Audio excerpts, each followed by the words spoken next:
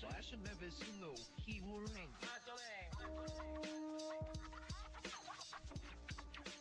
We go with the lesson.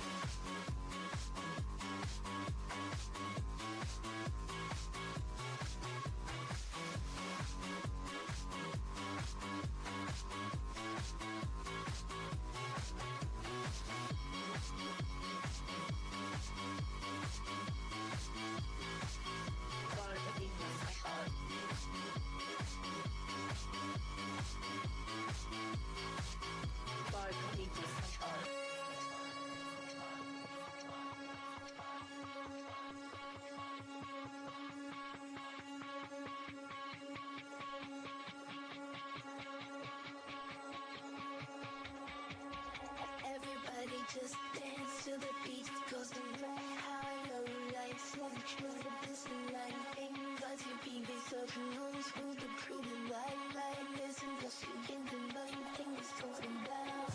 Let's live, lose control as the beat goes wild, and never take your life, not if you side, and that's bad, but the same one cuts right, tear up and you try.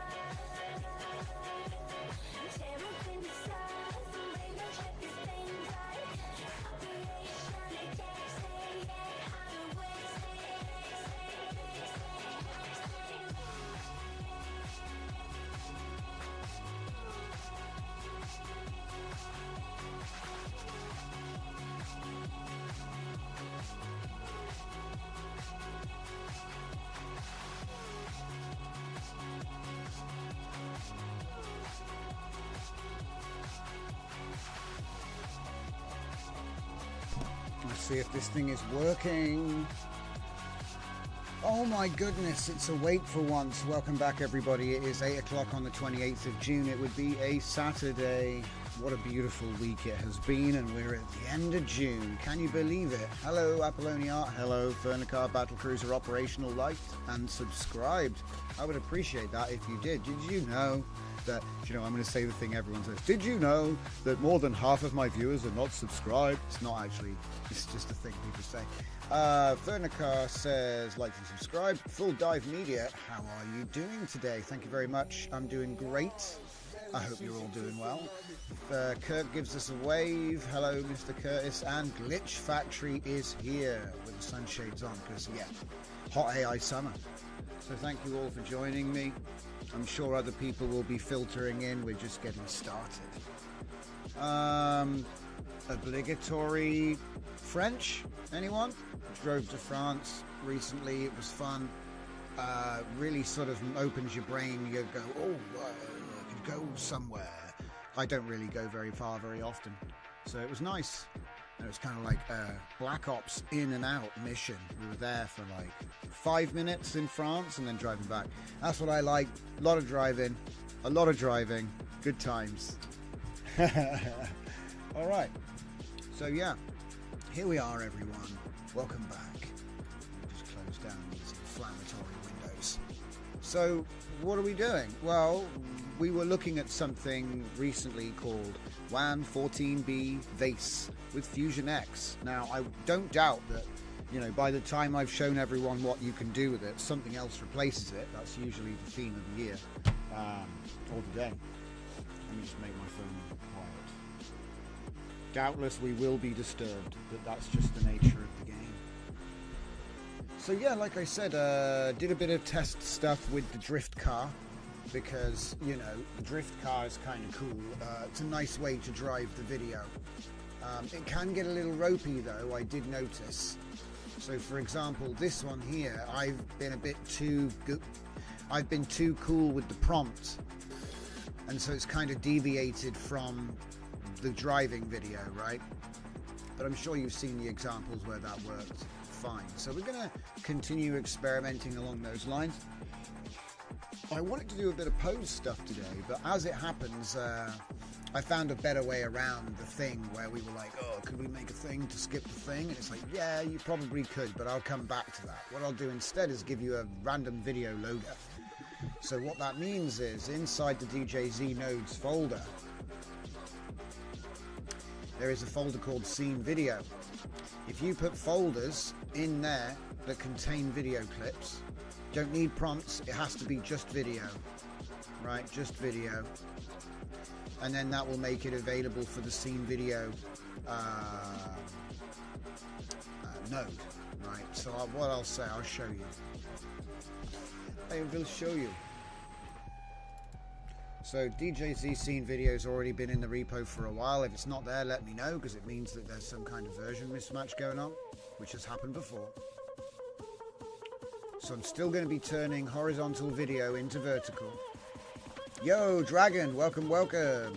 Fernicar says, granted, what WAN VACE can do is no small feat. It's true. Like, to be honest, by the time we've explained what it is and what it does, it's probably like all over.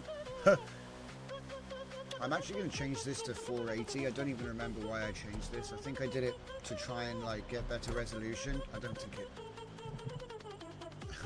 Here's me with the precision, and then I'm just coming in like a bull in a china shop. Just change it. So press R, because I have added a few more resources. I'm going to add my... I got some stock video from the boat, when we were on the boat. But we're not going to use them first. So let me see. What have we got? So we have...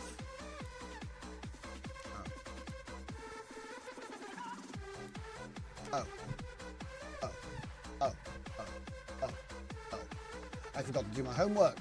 I'm just going to download some things. Download.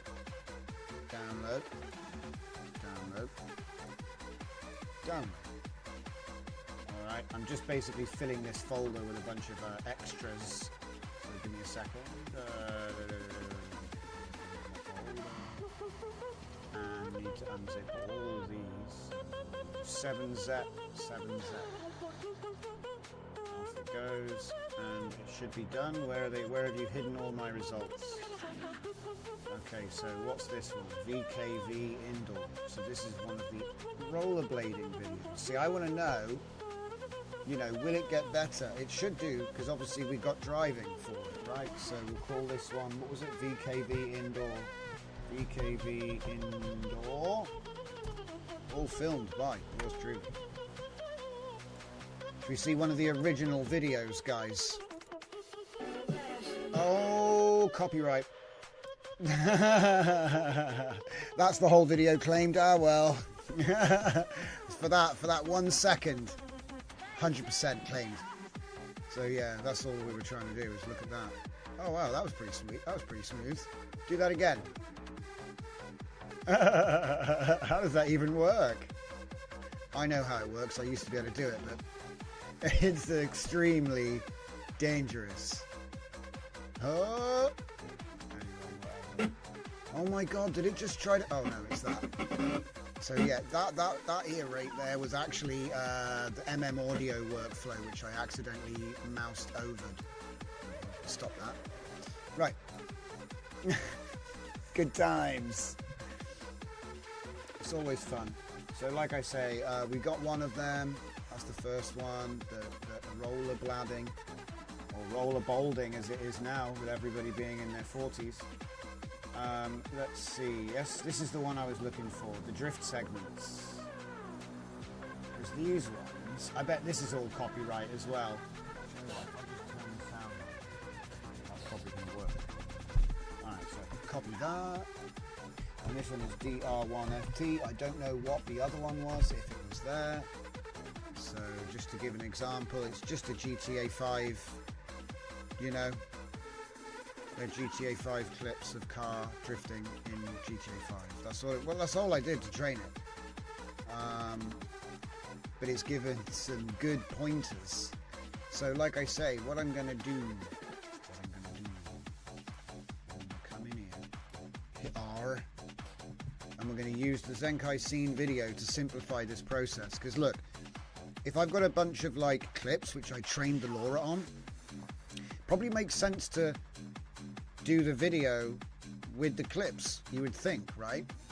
You would think that would give us a strong signal. So that's what we're going to try. So we get the DR1FT. So that means we are using the video that the LoRa was trained on to as canny, right? So here we have the DR1FT V0 effect, and then we have the data set being loaded as the canny input. That's the plan. The only thing I have to do here then is just make sure I've got the right prompt. So I'm going to go back to the original. Is that the original? I think that's the original prompt. It should give us stuff like this without any canny. Just from the base model, it'll give us stuff like that. So it's going to be a white Subaru Impreza. Okay, but then remember, that's what we're going to be pushing through. I do want to get a video preview so I can see what it's going to look like. I don't want to actually see that, so let me I'll use Comfy because it's actually quite convenient for this. So in other words, I want to get a couple of things. So we have the canny output and then we have the video output. So to make sure that they match, I'm going to take this. We're going to do something funny with, well, something fun, okay? So it'll go with the video and it'll like help to explain what's going on. So first we're going to do an image concatenate multi. No, just an image concatenate. And we're going to put that one in the A. And then for the canny, wait a minute. No, wait a minute. Hold the phone. We actually need that one and that one. And then we do a save video. Save video now. Is this going to be horizontal? I think it's going to be horizontal. So I'm going to say down, and then it'll be more like a, you know, not a ridiculous aspect ratio. So this will give us like a little like comparison of the original footage with the black bars, so that it shows how we went from the horizontal sample to the vertical. Should be quite interesting. I don't know if it's going to work as well as before, by the way, so this is partly to find out.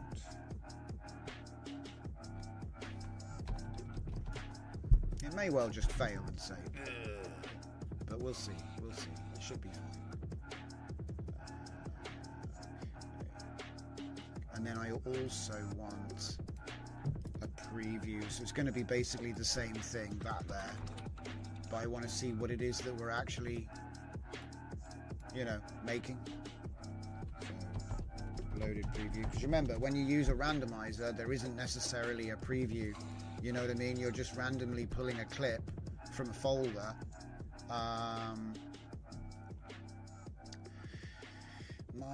Yeah, it's on randomized, so it should be okay. Should be okay. We'll have to test it, won't we? So let's see, we got clips in the folder, we got the prompt locked in, I'm saving the workflow, we got a couple of preview tools here to pull on.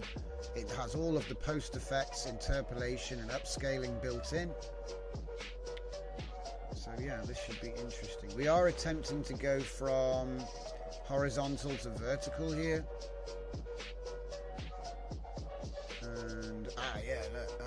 see, now I understand. That's why I did that. Now I understand. I'm just going to put that back because I knew what I was doing. To see what I did there. So in case you're wondering, it's all about preserving the aspect ratio when we try to do this trick here. Now it may or may not work because technically the black bars at the top and the bottom of the video don't actually have, there's going to be no canny data. So we're going to be doing an outpainting trick to get the vertical format. We only actually have that middle part. Alright? And just in case you're new, this bit was done with a remote control car. You film remote control car, you use canny, you train what car you want, and then you've got, man, I'm deliberately going for retro looks here, but I think you can appreciate this is pretty rocking for open source. 5 facts about how much VRAM do you have. It's going to be a 4090 24 gigs on this machine, but I do a lot of testing on 4 gigabyte machines, so don't think that everything I do is locked out if you don't have a big card. I generally aim for 8 to 12 if I can, because when I started out in AI, I only had a 3060, and for the first couple of years I had to do everything on 12 gigs of VRAM. And to be honest, my laptop that I use most of the time, because I can't cart my 4090 around with me, I have a laptop with a 4 gigabyte 2050 in it. It's more than enough. 4 gigabytes, more than enough, because we just use API. We can use API, we can use quantization. Let's see what else I've missed, because people are getting chatty. Dragon, what's up, Dark? Glitch, flashlights. That was so long ago, so long time ago. Hey man, I love a good flash. Glitch says, how do you think Flux Dev context can be integrated into the VACE workflow?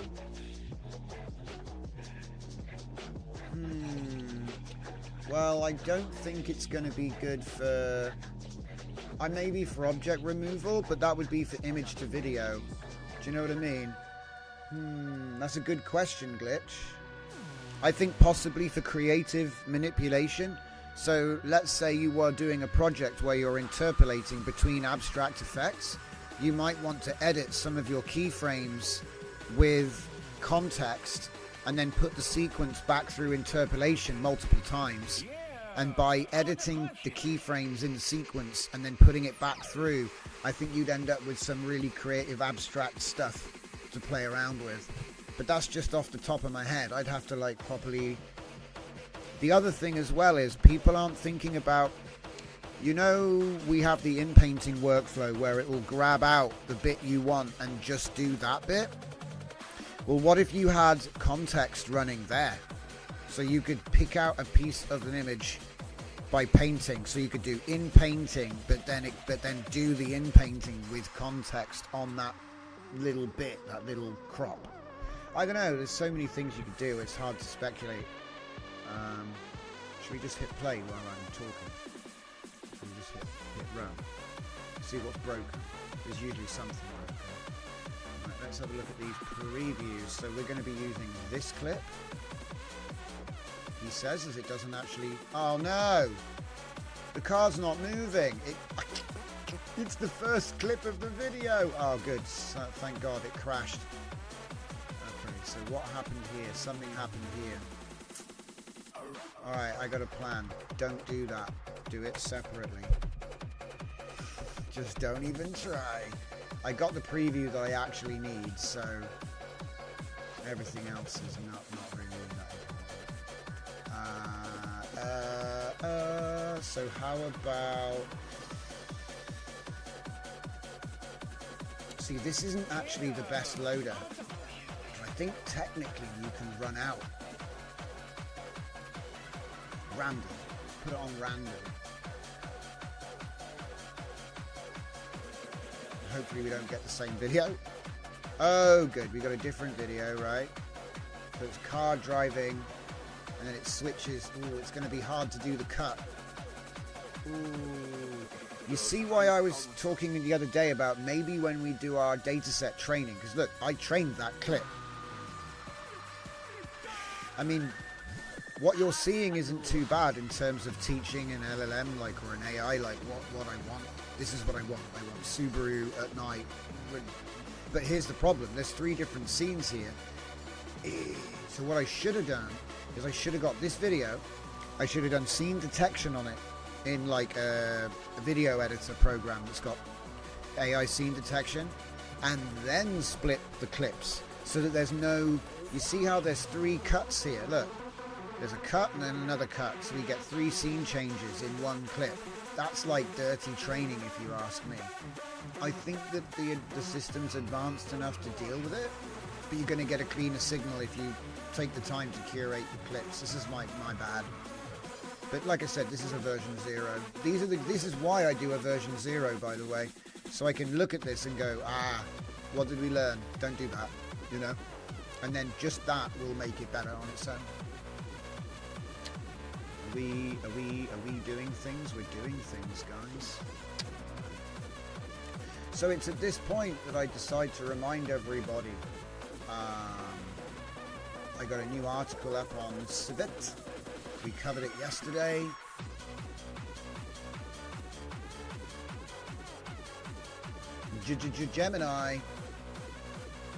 Gemini CLI is here, and it's free.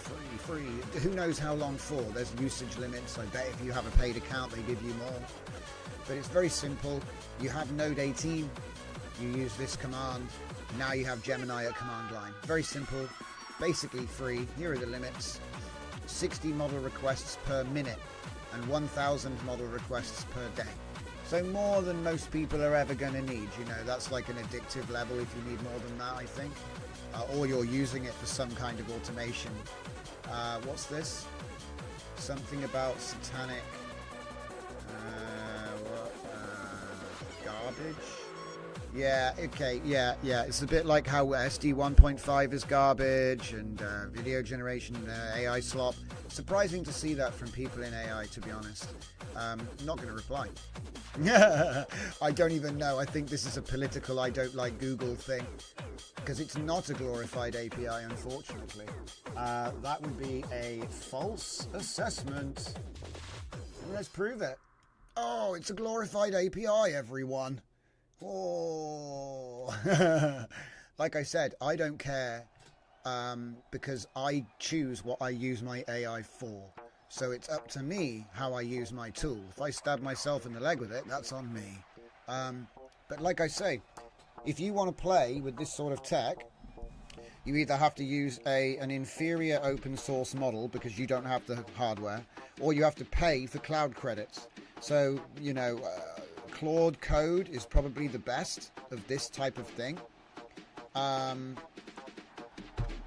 as you can see, now we have this, right? It's very easy to use any of these tools. It runs on command line as Gemini. So for example, right, this is developer brain here, okay? I'm not here to try and take women's clothes off with AI, you see. Okay? There's much easier ways of doing that.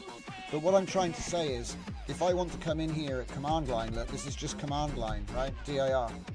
I could say echo. Now remember, this is developer brain right now, okay? You're writing your program. How are we going to interface with AI? How are we going to do that? I only need to do something simple. I'm not trying to write a website. I'm not trying to split the atom. I'm just trying to do something simple. Something with automation, an agentic design. So if I say the classic LLM test, what is the capital of France? Question mark. Now if I pipe that into Gemini, what do you think's going to happen? And this is why having an LLM on the command line, I don't care if it's an API or if it's local, as long as I'm not paying, because that's the thing, you're not paying for every prompt, so does it matter? It's going to come back and return Paris, by the way. I don't know why it's being slow.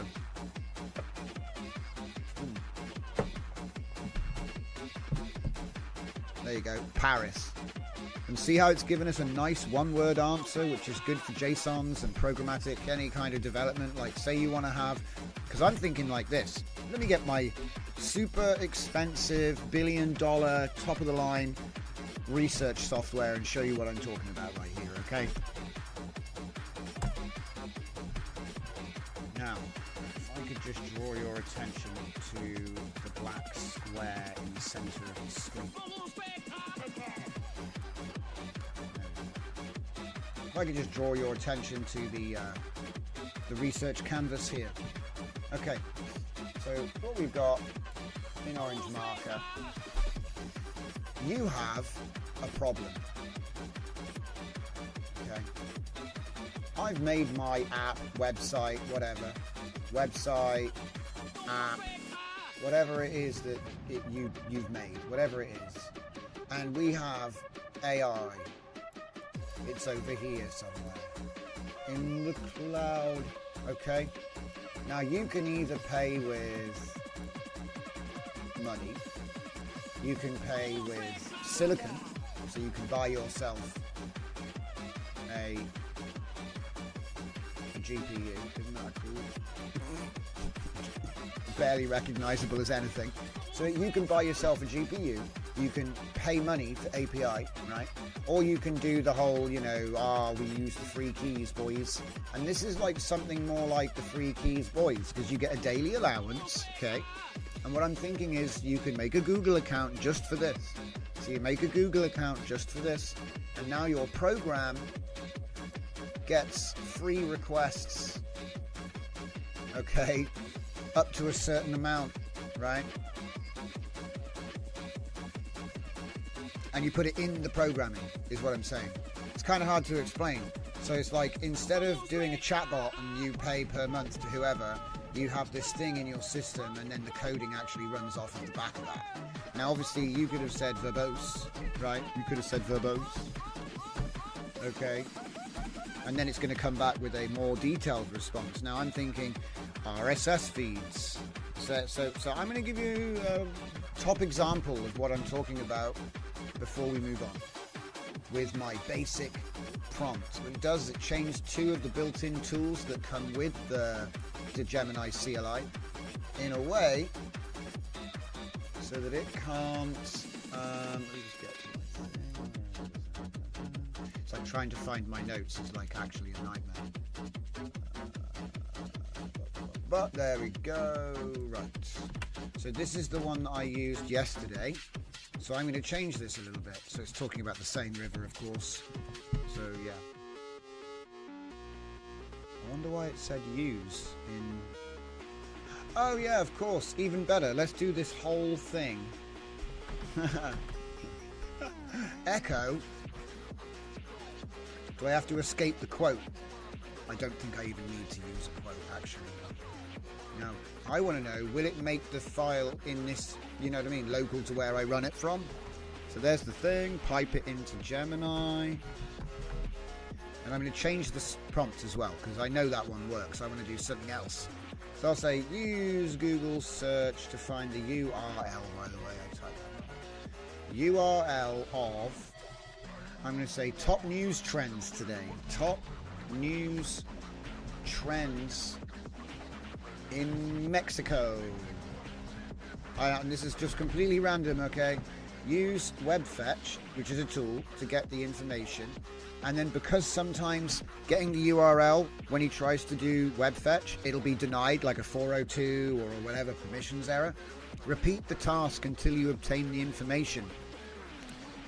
If websites deny access. Yeah. Oops. So there's a bit of intelligence in here. It's not just use tool 1, use tool 2, and then do task, write document. That's pretty advanced, but this is like write the content to news in Mexico.md, right? News in Mexico. Right, Mexico. News in Mexico today, right? I don't know if it can do this from command line. Last time I did it from in the actual app, but I don't see the difference. The whole point is it's command line, so it puts any prompt on command line. You know, you could do echo, you know, refine my prompt, or echo, use this prompt and generate 100 more, write them into this text file. You know, you could probably even reference prompt rules for, like, you know, how to make the prompts and stuff like that, and then distill the information for the patterning. So you've got like a template so that, you know, for a specific model. So then you can like do pseudo fine-tuned prompt generation from command line. Here we go, it's done. Isn't that mental? Get the information from millenio.com. Millenio.com. Okay, today's headlines include the Pride March 2025, something about birthright citizenship, a 75% increase in National Guard, and then opinion pieces and stuff. Here we go. Here's the actual response. It's all come back in JSON. Like, so if I was running, like, say I had a website that was running the news, I could have this go out and update every page every day or every hour. Go and find the news and put it up. And don't be, you know what I mean? And just tell me what the facts are. Don't give me any like opinion. Just give me what the like 100% factual robotic news. You know what I mean? You could automate it in 5 minutes, mate. It's not even a challenge. You know, it probably wouldn't get any clicks because it's not sensational enough. You know, it's just literally reporting this is the news. But the point I'm trying to make is that was just that echo prompt that involved two tools with a loop logic. There's a loop logic in there. So like, say the Google search found a URL, and then web fetch tried to get the information, and then it was like denied, because a lot of these news companies, they want you to pay, don't they, for API and stuff. So if that fails, he's like, okay, I'll just Google the next 20 guys until it succeeds. And this is the sort of thing that's going to end all of that, all of those gatekeeping, paywalls. Because if I've got a bot that searches 400 websites, what, you're saying that even if the first 100 were gate-capped, paywalled, you're trying to say the next 300 are going to be? I'm going to get the information, and I'm not going to pay for it. And like I said, this is free. So even if you don't like Google, you don't use Google, consider, you know what I mean? As in, you use different accounts. I get it, but it's free. What do you want? It's free. Just get an account just for this, and then only use it for this. Yeah. You don't have to pay them no money. Right. I pay for Ultra because I think it's actually worth having. But whatever, man. I'm not like, it's not a political thing. I just don't care. If it works, right? If the tool breaks, I'll tell everyone it's crap and I won't recommend it. That's all it is. And to be perfectly honest, yeah, Gemini is a bit stupid. It is a bit stupid. It does stupid stuff. Sometimes you'll know it's failing because you'll see this in your code a lot. You'll see that. You'll see that, or that, or this, for no reason. It'll just change everything to that. It's the biggest problem Gemini has right now. But Sonic doesn't do it, and if you're not writing code, Gemini does do good plans, because he can do web fetch and all this sort of stuff. So. And anyway, I wouldn't do even plans with this guy. I would do, like I say, simpler stuff. Like, look at this. We wanted to get an agent design for a chain of agents to work on a parallel task, and it gave me all the system prompts for the React Dev, Persona UX, and the Persona Linux server engineer, right? So it's very capable. And the biggest thing actually that we showed everyone was the ability to do tutorials, okay? Because like this is going to be the death of e-learning in a way once this is perfected. Because think about it, right? If I'm like sat here going, I want to install a server, web server. I want to run my own web server, but I don't know what firewalls are, and I don't want to lock myself out. Well, guess what? This thing's come in clutch. It's written me a custom tutorial at the most basic level, so you don't need to know anything to not to, you know what I mean? It actually explains what it's doing and why. And the best part is, if you're following this plan, you can say, I was following this plan and I got this error, copy paste, and boom, he's telling you exactly how to fix it, custom to you. And that's something you can't get, you know, without actual remote access support, which is usually crap. So it's just going to win. Because it's support tailored for you, instant, no waiting. Even a bot chat, you've got to sit there, you know, and wait for the response. This is going to be instant. Do this, do that, do this. So Right, checking out comments real quick. Let's see. You guys are all talking about context. Context models, not just context. Yeah, video in context models. Right. Is a dog's nit fork? It's got the word fork in it. It's a weapon. I think we can move on. Yeah, a dog nit fork. It's a fork. It's a weapon. You know what I mean? Let's see. I reckon someone's died from marshmallow. I'm just going to put that out there. I don't have evidence to support this, but I just suspect that someone died from marshmallow. So let me just see. Murder most foul. So yeah, we got Pro consumes more than Flash. Okay, interesting. Well, that makes sense, doesn't it? Because it's a quicker model, so I guess that's how they do it. They distill the attention or something, or like have that effect. Glitch Factory, I'm not very technical, but context is good at segmentation and shape saving, like with ControlNet. Yeah, agreed.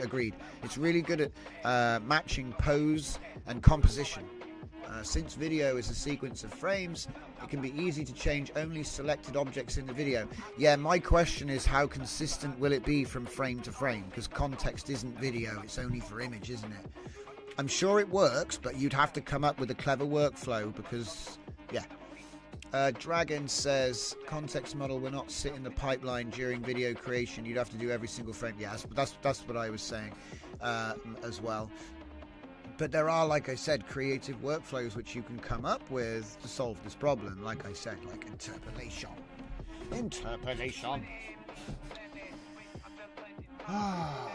France was beautiful. It really was. There was nobody there. As soon as you got out of Calais, there's no one around. Really nice.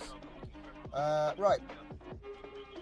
So anyway, we've talked enough about Gemini again. I just like to bring it up because there's an article out and I linked to their documentation. I was going to make this into a website as a demo, but I ran into a funny issue where he gets confused because all of the websites, the pages were MD files, and so he got lost in the source. He kept doing what the institute... I'm like, you're supposed to be doing the tutorial, not following it. He's like, just let me wait while I demonstrate these tools. I'm like, no, Claude. We're making a website which contains the instructions from the... And just use this. Just read the MD files, guys. It can do a lot of cool stuff. So... Did we get a video? I don't see a video. Is it still... What? 44 minutes? What's happened? Why is it loaded partially? Big suck, guys. Big suck. Even with a 4090, it's overflowed. The memory's overflowed. I'm not waiting 44 minutes for one video. You can go and jump off a cliff. So much for Flash. Let's find out why it's done that. Do you know what? I got a better idea. Oh, wait. Is it because...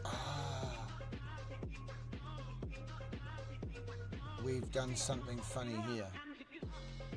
I'm pretty sure that shouldn't be 0.5. I think I was messing around with it. I don't remember what it's supposed to be. I've ended up cooking my workflow, maybe. I got a suspicion it's 1. I think it's just 1. Right, well, we'll do it again and see what happens. I'm going to hit the old deload, and see if I was like, I could have had any number of other models loaded up. I might have had a bunch of other stuff in memory, so let's see.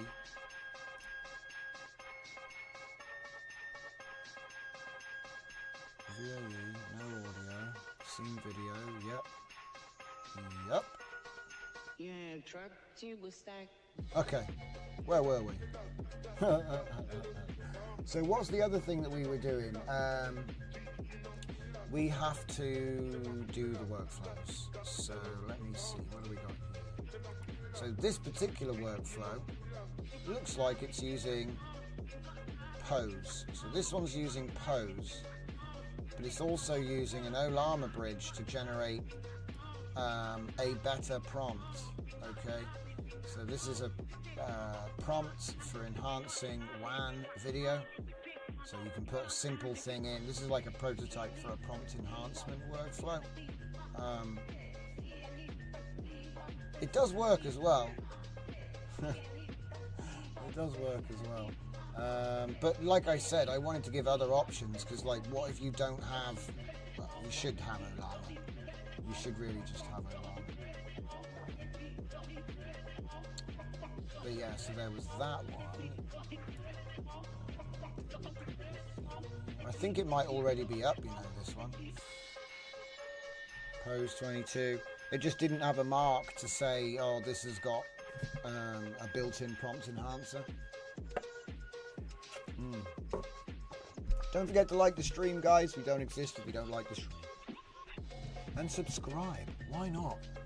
We're here every day from 8, so it's not like you're going to miss anything, but still.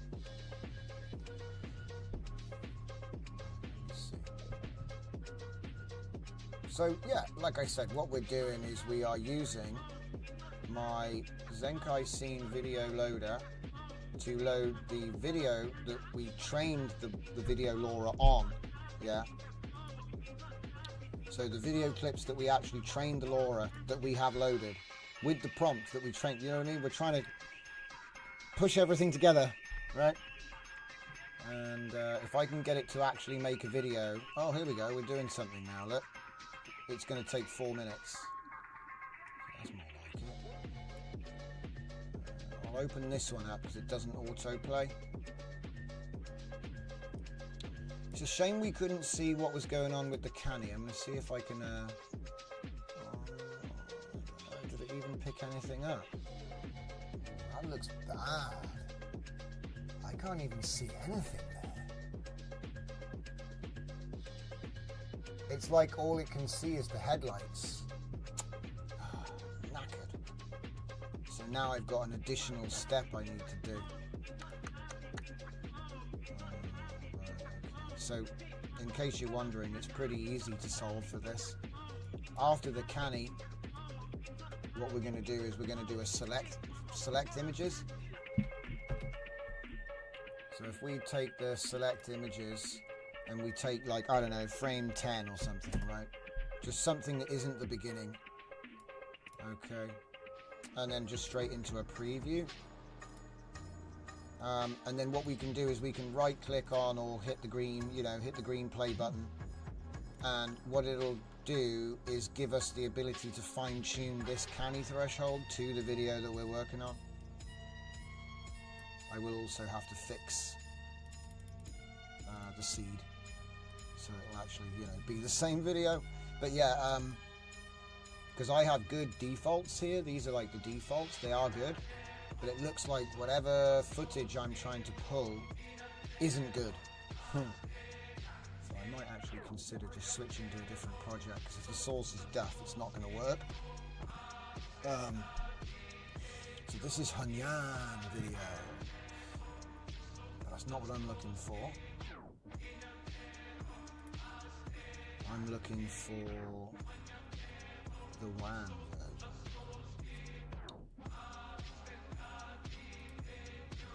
Probably because, yeah, the DR1FT was video game footage. It's the best one I've done so far, but not in terms of realism. So we've got Gunsai as well. Do you know what? I think Gunsai might be a good one.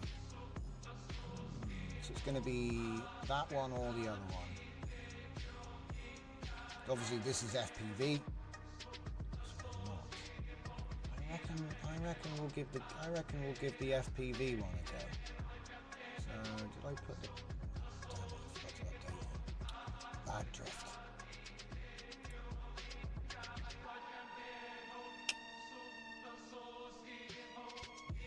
Because it was so good, but it was also like sort of a bit confused.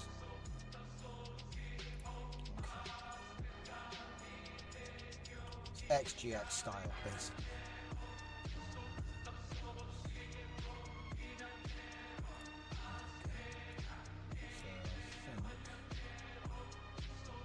Oh, why is it getting slower? Uh-oh.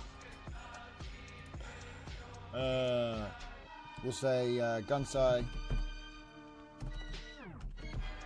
FPV, and here we'll go for Gunsai, which one is it? Gunsai WAN.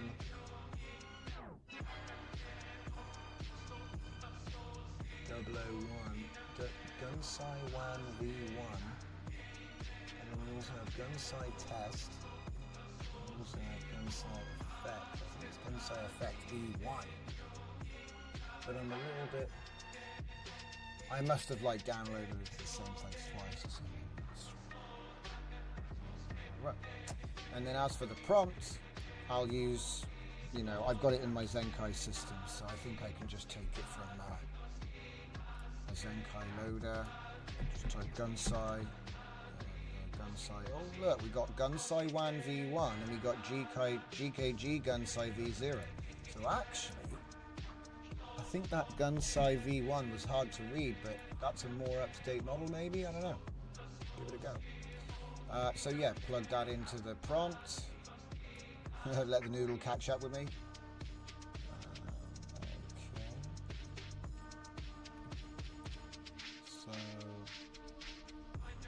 Oh yeah, and then obviously we want to change this to Gunsai as well.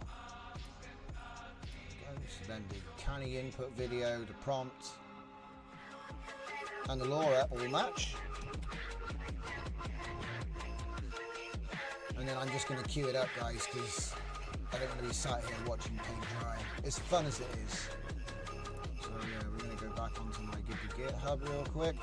And then what I need to do is grab the original source code for Captioneer, because I think I might have broken mine. So I'm just going to get a new copy of it, because we got work to do. Alright, so I'm going to need that. Do I have the root? And then we're going to get ourselves a new... Oh, do you know what? We could do it in here, couldn't we? Ooh, interesting. So let's see, output. That's the old Gemini. Let's get them out of the way. So it's going to be git clone. Oh, I forgot to copy it.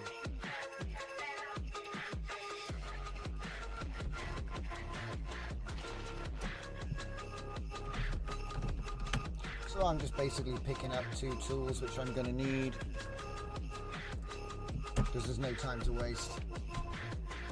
So as you can see, I just picked up my Captioneer and my Caption root. So if I just reveal in File Explorer and come into the Caption root folder, okay, that's all there. And Captioneer. Right, now can we actually select folders? Look, something wrong with it. I noticed this the other day. It's some kind of secure... No, because it's running locally. I wonder... Run the V2. Nothing. That's weird. Isn't that weird? So if I go to my scuffed... Come on. See, I know this was working before. Scuffed epoch slash... No, not that one. Even though... Yeah, see? You can choose... This is not a video data set. So we want the Captioneer V2. Right there. Select. It works. So what's the difference between this one and the one that I've got? It should be just a flat file.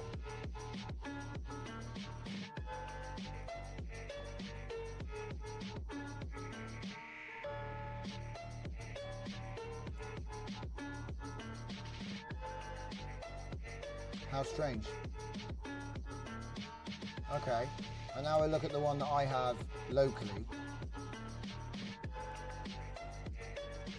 Dude, what the heck? What the heck? What you are looking at is the dreams of a tangerine sheep, everyone. Take a look and look at this. Can you see the problem? Okay. Let me just show you what it should look like. Okay, this is what it should look like, everyone. Do you know what? We're going to do a little side-by-side action here. Snake! Okay.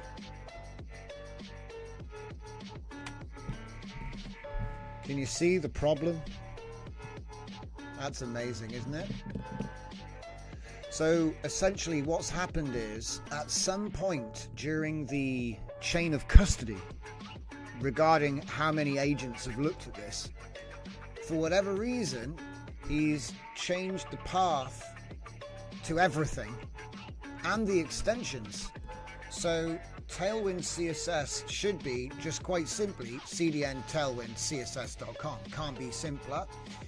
Now it's changed to captioneer _v2 file / saved resource. Now, I suspect what has happened is that a node or a React has ingressed this file, and then during the build process, it's actually screwed up the code, you know what I mean? Because it thinks that this is a local file. I wouldn't be surprised if it tried to save this to a local file, and then wherever this file came from, look, it's even different up here. There's more I need to look into as well, because one thing that this is supposed to have is a bunch of meta tags, and I don't see them. So that means that there's more connivery.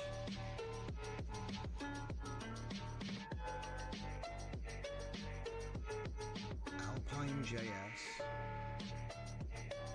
We're not even in the body yet. Where's the website?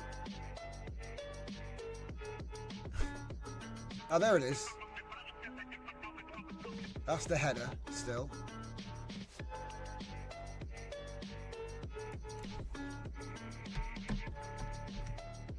Meta. Really? Where? So it's missing then. That's really interesting. Well, anyway, we've discovered why it doesn't work. Bottom line. Bottom line that got Swiss cheesed. Does that mean human in the loop can't rest? Yes. Yeah, the human in the loop can't rest because you need to stop him from doing this stupid. Okay. So let's just save that website there, because that's the actual, that's the boy. This other one is crap, so I've got to change it. Right. Okay. Grab that there, put that there, delete that. I just want to make sure that a straight swap will solve this before we move on. Need tools. Back in there. Oh goody. And now I've got my local copy. That's all I wanted. Okay, so here we have perhaps, maybe, perhaps. Oh, no. You've got to be joking.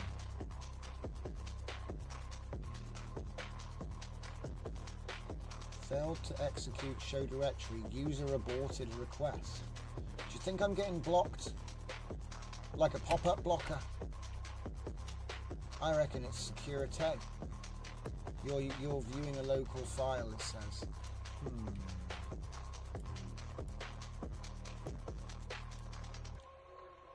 That's annoying. All I want is my tools. Right, fine. I'll do it on my own site then. But I don't get that.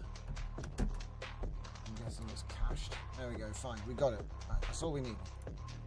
Okay. So, now I have that ready. The next thing is, we're going to make some models, right? So I want the talking head model. So what am I going to call it?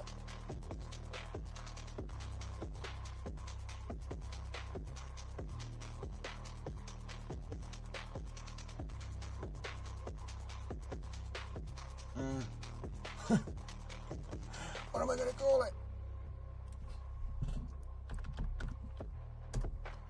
Head. Bob. Oh wait, he's got a name. He's J-Fork. I completely forgot for a second there. J4CK. Oi, oi, oi, oi, oi. J4CK. There it is. J-Fork.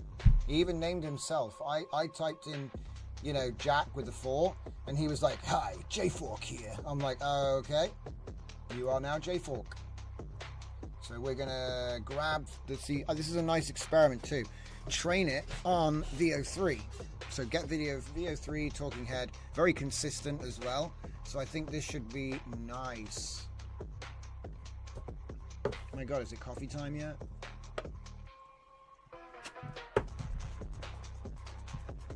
So many videos, so little time.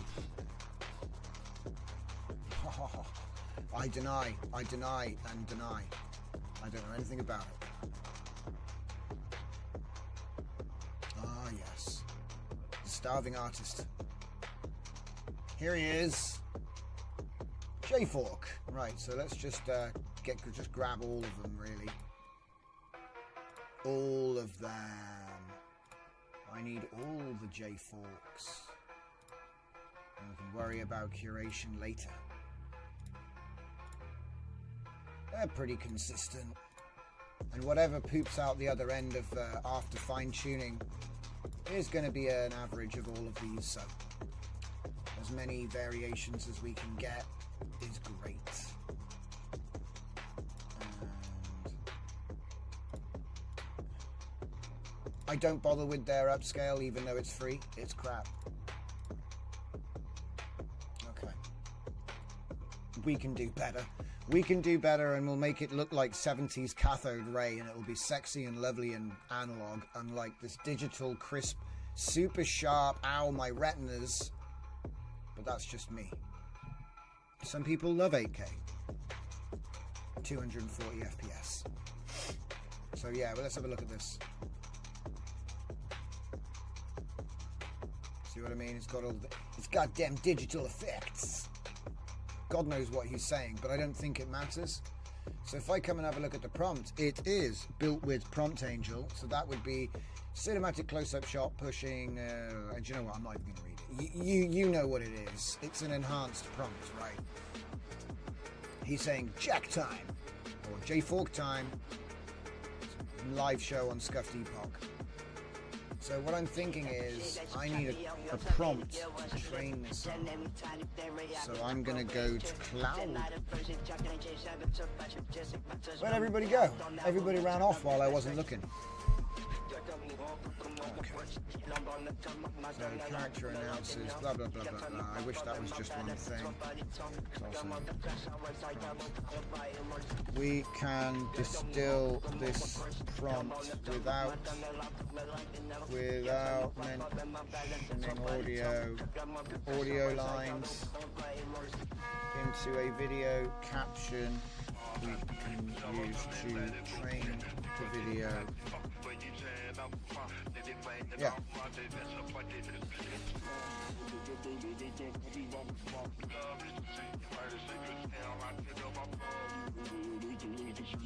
I agree. Ah, yeah, that's much shorter. That is much shorter. Cinematic close-up of a disembodied, futuristic, floating head in an infinite black void. Retro-futuristic hit hair. Crazy. Alright, so we've got our caption route. We've got our video clips. So I'll just make a note of the route. It's just a note, so I don't care. I'm going to delete the file. And let me see now. Is it worth transforming this into something more WAN-ish? I think it might be.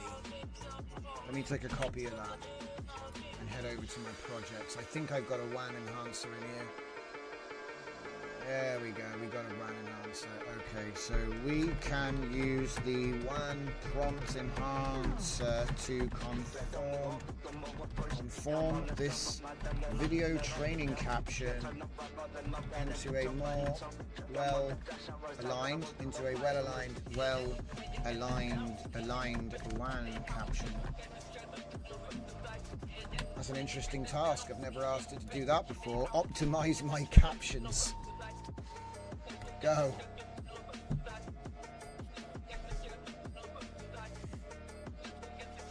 Because it's not technically in the right formatting.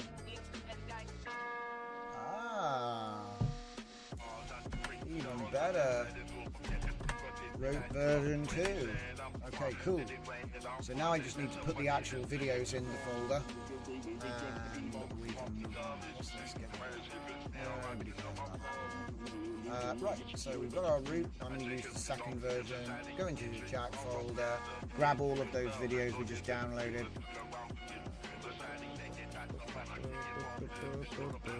And then we'll shove it on train. So,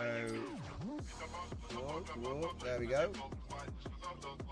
Oh, there we go. Nice. Now I'm going to do a quick what's it called? I'm going to do a quick rename on these guys.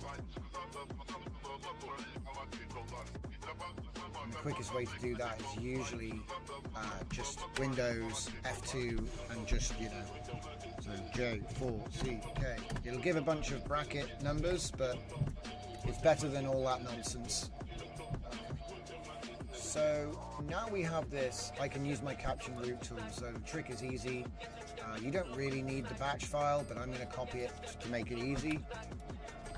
Put it in like this. Okay. And if I go into that J4CK folder, if you were able to follow all the things that we were just doing, now we have the videos in a folder with run caption root back. Okay. So I'll say run tab. It's going to run the thing. It's going to say enter the root phrase. I'm going to grab that there because for the version 0, every video will be captioned the same, which is why I've deliberately used AI to make a distilled open caption, which will apply to every video. You see, in theory, obviously we can refine that in a second pass or whatever. So there you go, it's now applied the captions. This is now ready to train, so we'll delete our copy of the caption root script. We don't need that anymore, and the batch file, and that's now clean and ready for training. And we've got 1 minute left, so I'm right on time. Reveal here. There's the model. We're going to go compress to zip. Okay, we're going to call it JAP-V0, and then we'll just run over to the WAN trainer by ZSXKIB.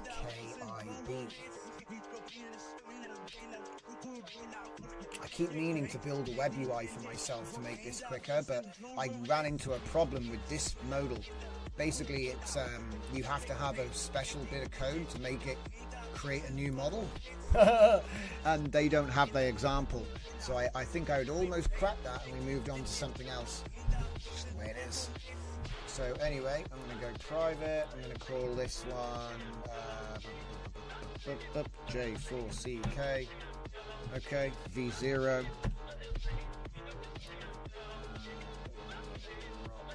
guy in there. Trigger word, you guessed it, J4CK.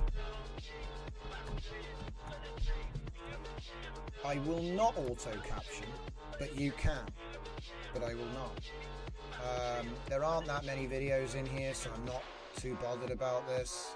Like the number of training steps. Sometimes if there's a lot of video, I'll put it up to like 2,000, but you risk binning the train. So if you haven't done it before, just leave it at defaults. If you see that it's untrained, increase the steps. If you see it's overtrained, decrease the steps. It really depends how many videos you have and what you're training. There is no sort of general rule. Why is the learning rate at 0? Isn't that weird? Is it just me, or is that weird? Why is the learning rate at 0? Oh, I see what's happening. It's off the edge of the screen. Classic. So it's currently at 32 is fine. There's literally no point in going to 64. There might be a point in going down to 16 if you're learning things you don't want it to learn, like say it learns more stuff which is like related to what you're training but not actually what you're training. Usually the lower rank's too high. You can go down as low as 4 or even 8, but this is video, so it's all quite new. Is there anything we actually need to do here? Oh yeah, there's one really important thing. 14B. Don't bother training 1.3 anymore. Not if you want the quality anyway. If you have a specific use case that uses the old 1.3 weights, yeah, sure. But this is what everyone's looking for, is the 14B. So it doesn't matter if you put text to video or image to video, as far as I can tell. I thought it was 2 different models, but for 14B, I think it's the same. But don't quote me. I've only trained like 8 models so far on this 14B. Explain what I'm doing. Single beginning is the beginning of the clip. Single middle is the middle of the clip. Multiple overlapping would be the entire clip. So I do that one. It's a little bit more expensive on the timing and the training cost, but you do get more, you get better motion, and the whole clip gets trained, not just the start of it, or the middle of it. Alright, I think we're ready to go. Only 3 minutes to set it up. That's not bad. That's not bad. So yeah, we're on a time. I'm on a timer.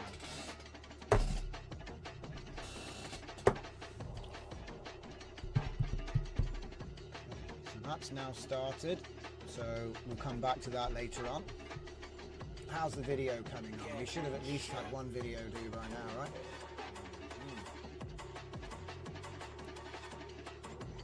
Oh. Oh no, the outpainting. Hey, that's not bad, you know. I don't know what's going on with the roof. See where you let it outpaint? We let it outpaint the bottom and the top of the screen. That's kind of funny. I'm sure he's reversed the steering wheel though. Wait a minute. Oh yeah. So this is what it was looking like. This is what it was using to generate the video. So that should be the windscreen, and this should be the side window. I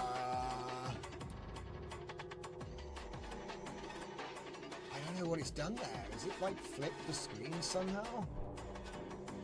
I think I need to get my denoise right, guys. I think my denoise is like shockingly bad now. Let me just double check it. If you ever feel like you've like gone off the right settings with Comfy, the best way to get out of that hole is just to go into your output folder, go to a video which you've been working on, you know, this section here, right? Not Gunsai, because these were all done with the same settings. So go back to the Drift Laura style, go to the pick one like here. No, that's not right. No, wait. Yeah, that's actually taken straight from a different guide video. Okay, so I'm just going to drag it in, and I'm just going to check the settings. So yeah, it's 1.0, guys. That's all I wanted to check. But yeah, as you can see, we're getting some pretty good matches here. There's the start, and it's doing the thing. Very good, very good, very good. Like I said, if I had time to share all the outputs, I would. I don't. So I try to do as much as I can on live. So yeah, basically I was right. I was obviously messing around to see what would happen. And you have to have it on one. Okay, cool. So let's do it again. I may have been slowing it down, because if it expects a 1D noise and you're like asking for different values, that could be an issue.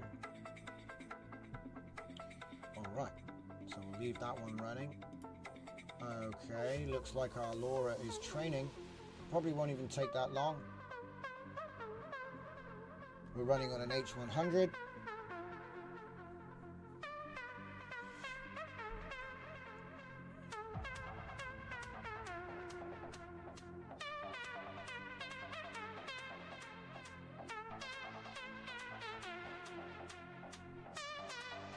Ain't no way. It's just warming up, surely. There ain't no way.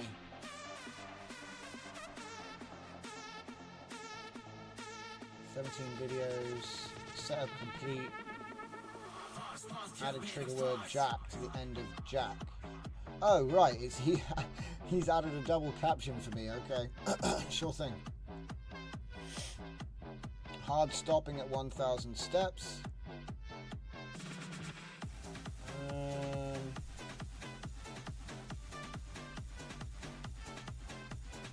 Cache and text embeddings.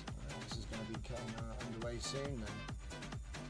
Oh, look at it go.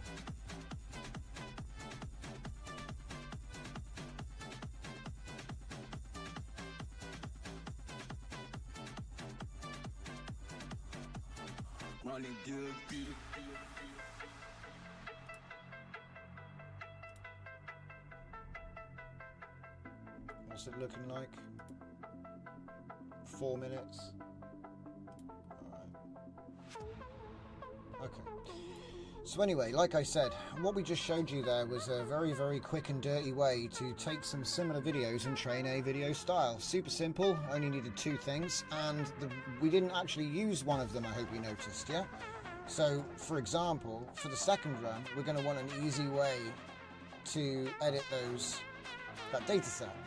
So if I now come over here and I come down to Tools and I come into Gemini where I have the Jack model, yeah?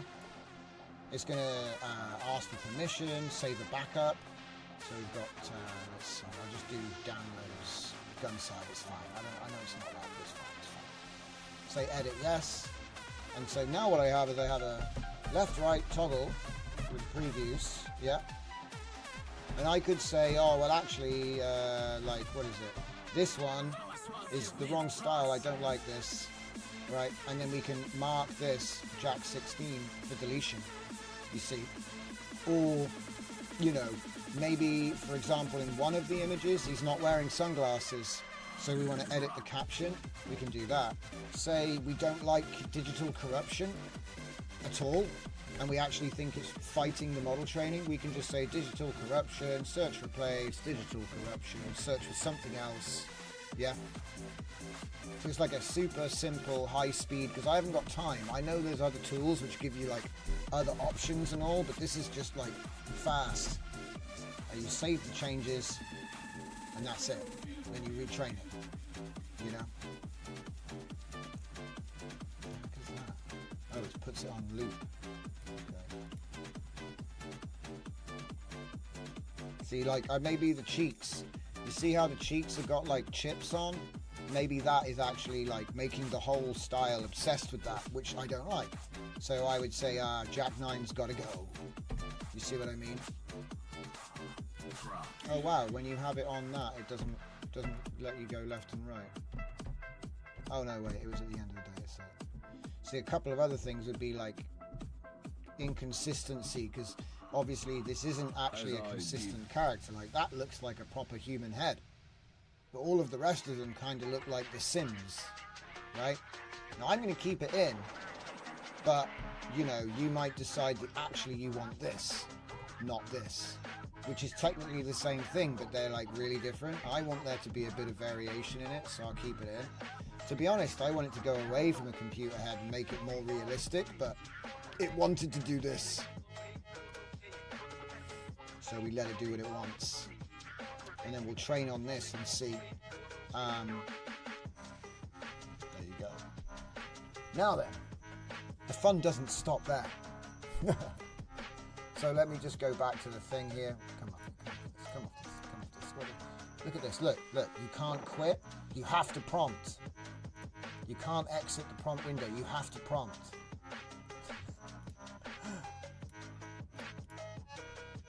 Come on, go back. So what I'm trying to do is get to a different project. It's being a dick. There we go. That's the one we're looking for. I'm looking for my non-Euclidean dance troupe. They do impossible dance moves, you see. So I want to train that. I want to train bad movement. Bad movement. Let's do this one. Oh my goodness me. me make this bigger so that everyone can actually see it. Look, they make it stay the same size. That's as big as you can go. Hacks. Alright, we've got that one? Yeah. Alright, cool. Let's get the next one. There's no time to waste. It's coffee time. But I gotta wash my mug. So I'm putting it off. Oh, is there any wine in this one? No, there are 3. That's okay. I just want to get all of the 3 dancers. Every single one of 3. And I've used the same prompt every time. This is a good one. The body rotation on this dance move is nuts. What? Did she become her leg? Or did she grow an extra leg to turn into her body? I don't know what that was, but that was mental. Did I just download it again? We did some non-Euclidean Olympics as well.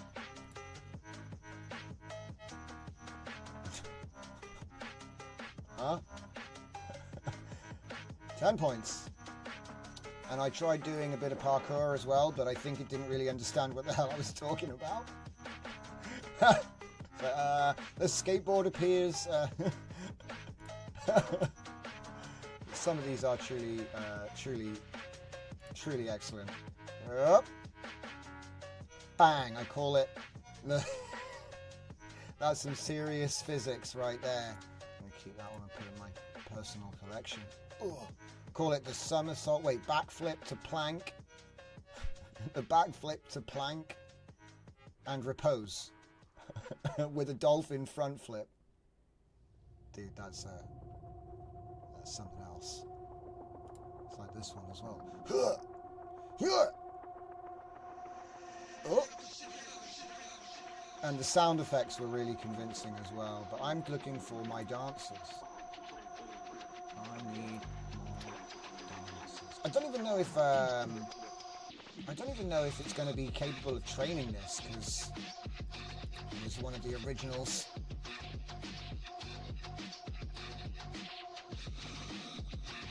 I don't even know which one's which. Where'd the legs go? It all started here.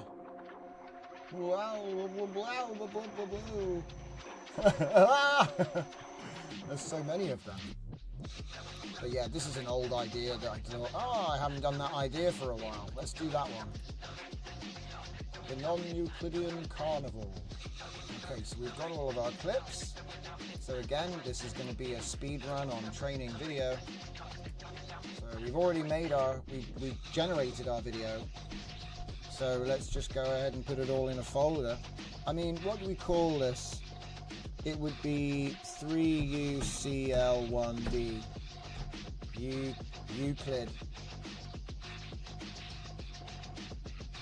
Yeah. That should be enough to stop it from like smashing into something else, but there's always a first time for everything when you fail. Yeah, so let's just grab that.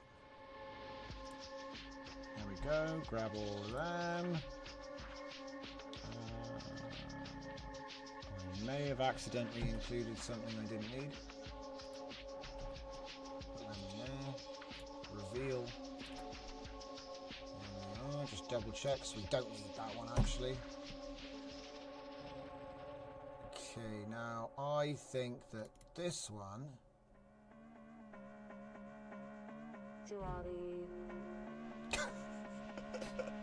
What's going on? What's going on? Wait, where'd they... Hang on. It's so confusing. You know, have you ever played that game where they got the 3 cups and the ball is under one of the cups? When I'm watching this dance routine, I feel like you're trying to hide the ball somewhere, you know? Like it's some kind of trick. Like, wait a minute, what just happened? Wait.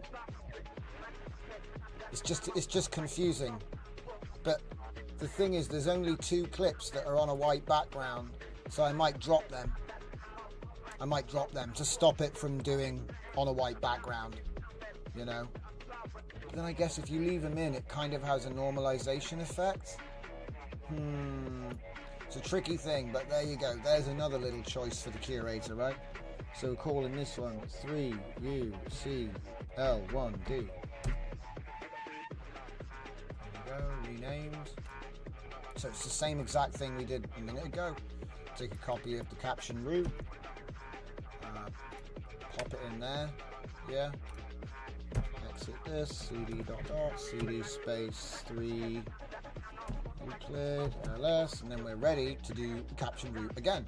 But obviously, don't have a prompt for this. So what we're going to do, we're going to steal it, because I did use the same prompt every time. It's not different, it's just this. So this is easy. But does it work for a WAN prompt? Now do. I should start. It's lazy. Start new. Okay. We can enhance this prompt to align with WAN prompt format.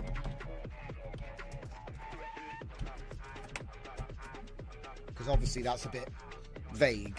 It's been enhanced, you know. VO do the enhancement, sneaky boy style, don't tell you. Wasn't there a redhead with a sign? There was, but we're like on fire. So what's this? CG digital art concentrate. I mean, I'll take it. High contrast digital rendering. This is real life footage.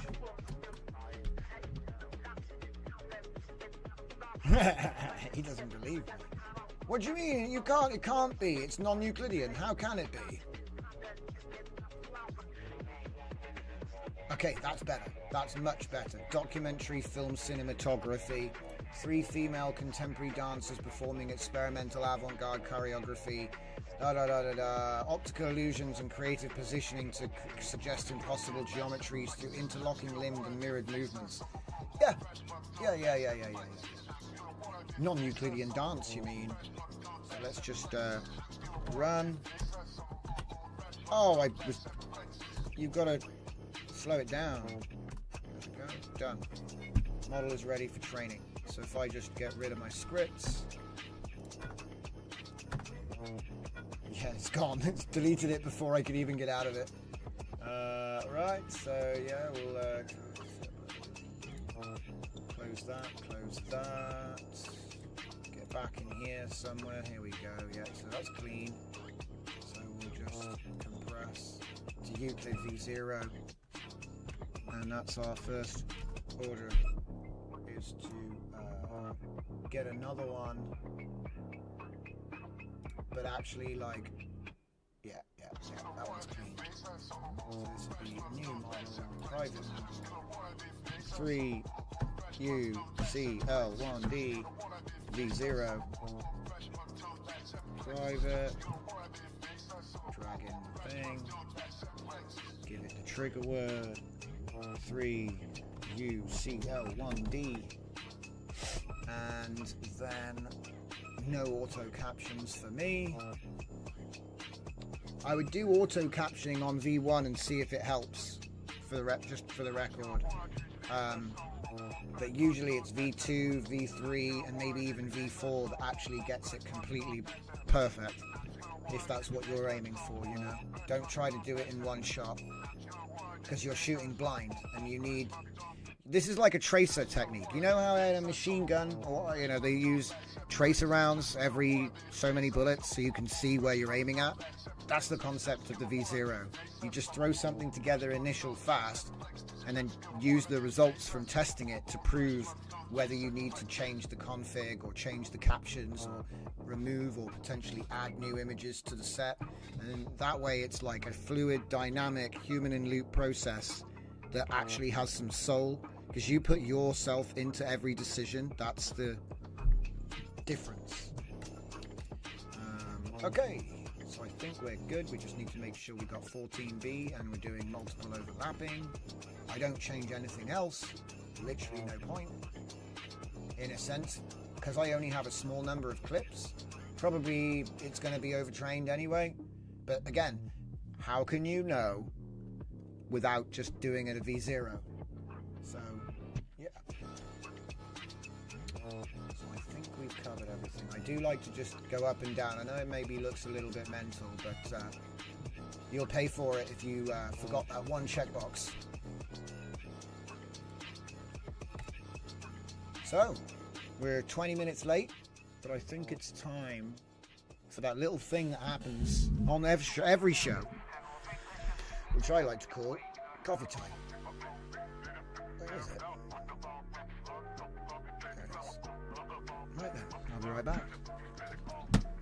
Get yourself a drink.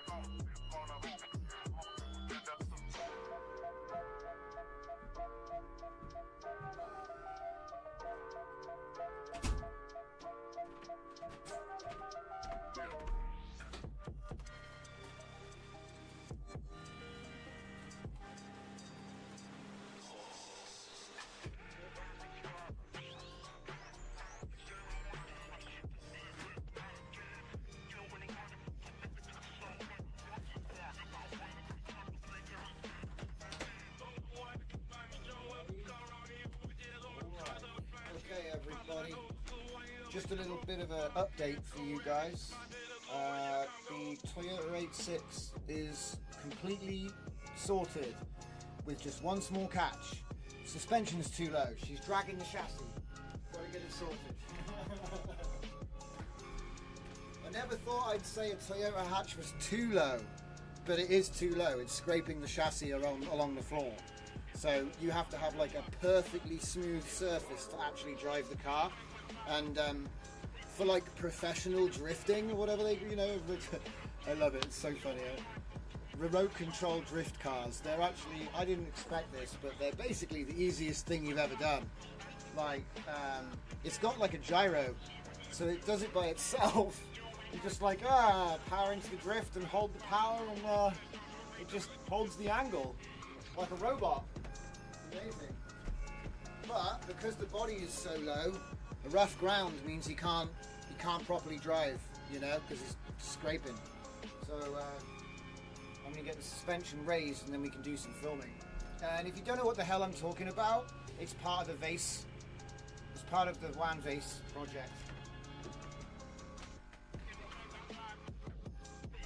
So what we did was we got a bunch of video game footage of a specific car from different angles at different times of day on different racetracks, and we trained that as a video LoRa to simulate you doing it with a real car, because you could get camera footage of a real car, train it from all these different angles, different places, caption it, blah blah blah. Now you've got a LoRa that makes that car. Then you get your stunt car, which is obviously a remote control model. You drive it around and you can construct the scenes with that prop. You then use the LoRa to make it look like the target. It's just like doing people, guys. It's just like making dancing girls, but actually it's like the DeLorean in Back to the Future, or Knight Rider, or whatever iconic car you want to particularly do. And then you don't need CGI. You don't need to shut a road down and hire an actual car and drivers. So this is actually huge in concept and has so many applications. Like, we all knew it was possible, but it's never been this easy to do at home. So it's part of the passion, is just like being able to put these things together and then see what other people do with it. Because like I said, that is just a remote control car. That's just a remote control car driving around in my garage without the drama of fake face. Yeah, exactly. Nobody cares. This isn't a real. Like, this looks a bit like a GT86, the new 86, but it was actually trained on a Subaru Impreza. It's kind of funny. It's just this white car, white Toyota, I think is what we asked for in the prompt. White Toyota. Oh! Oh! Oh! Why is his head not attached to his body? This is really funny. Look, going from vertical to horizontal.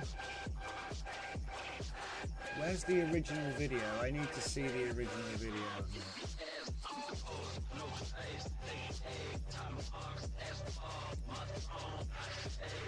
You're like, show me the video. Right, we're back. So it looked like that. He definitely has not learned that, has he? Look.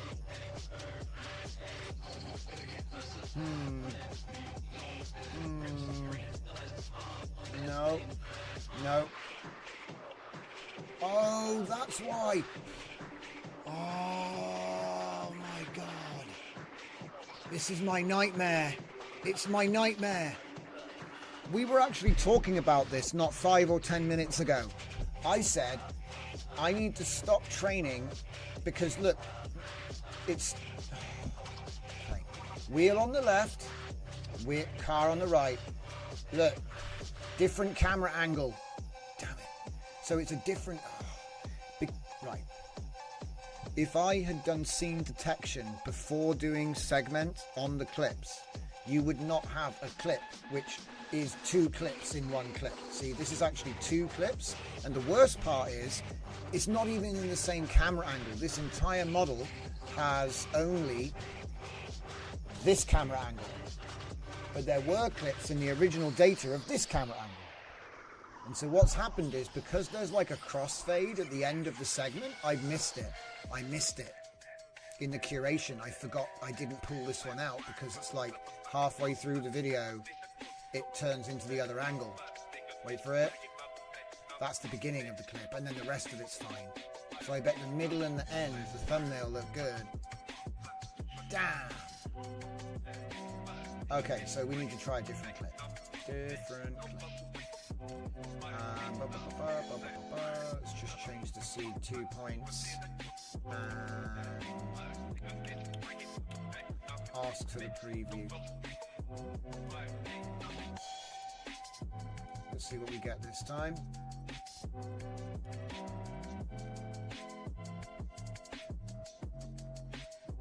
So, do you know what's really funny? When I first did this, he actually blows up his engine halfway through the video, and then he has to get towed by a buddy back to the thing. So a lot of it was me trying to find those clips and cutting and deleting them, because obviously I'm not trying to train him blowing up his engine and getting towed. I'm trying to train him going around the corners and stuff. Fair play to Running 386. Find him on YouTube's. I decided he was like the best target for this kind of found footage experiment for researching here. As you can see, it doesn't actually reproduce his car or anything like that. So yeah, basically what we need is a clip that is just, you know, one angle, one place. So that's a good clip. What it's doing right now. It seems like it's going to do canny. Ah, here we go. So this will be interesting. So you'll be able to see the canny here. Right. Now remember what I said before. We're taking a square video at 640 by 480. Yeah. And then we're using my black bars custom node to pad the top and the bottom to make it magically 9:16 aspect ratio for the vertical format, right? And even though there is no canny information in the top or the bottom, it will just outpaint as best it can. Okay, so it's actually a solid technique. It works with pose, it works with canny.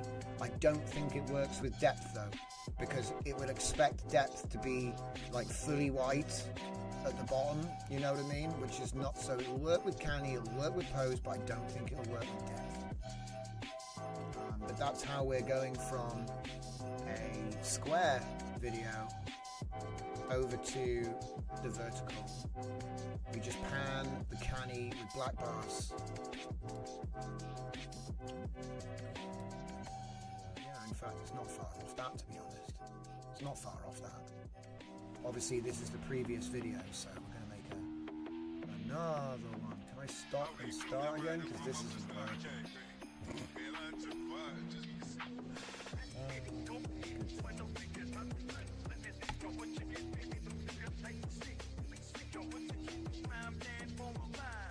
Check on the trains. So we have one. Now, I'm going to try running it, but I will say sometimes trying to run it just goes nowhere, as in this, you know, it depends if this is actually set up right. I hope it is. So we want to get the jack. We want a jack prompt.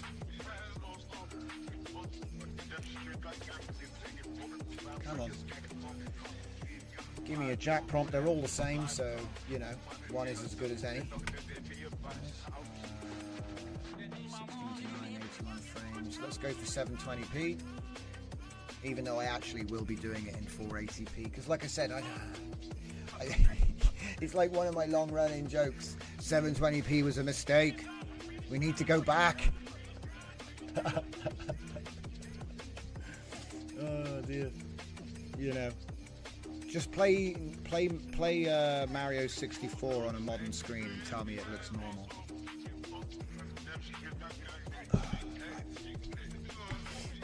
Okay, that's good.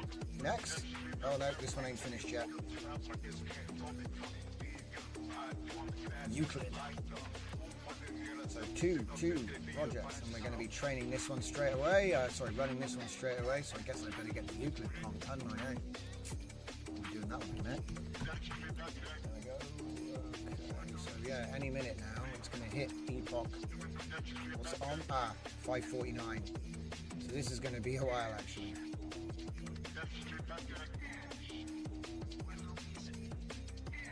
Whoa! LoRa key not loaded. Doesn't that mean the LoRa is not working? Don't ask me. Judge it on the output.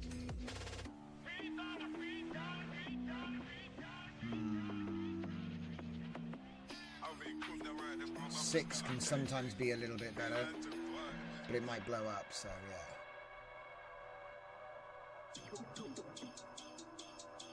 Completely, there we go, we're doing steps.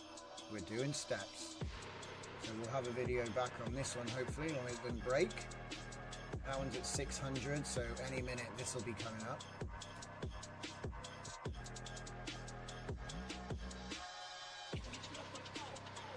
think this one's stuck.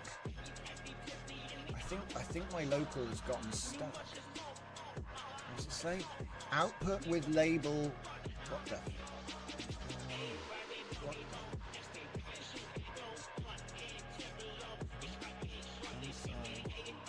the? Output with label SOA does not exist. You get an FFmpeg errors.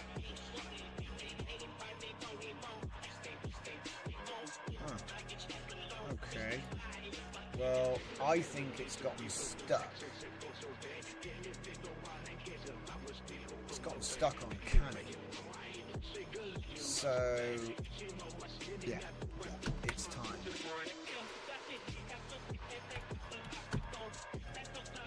Time for a restart. So yeah, I did recently upgrade my entire Comfy UI, so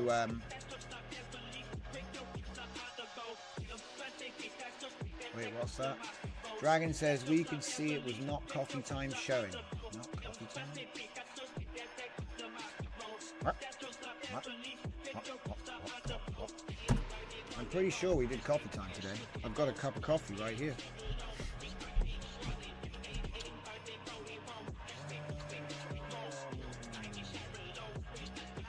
This guy's dead. We need to wake him up again.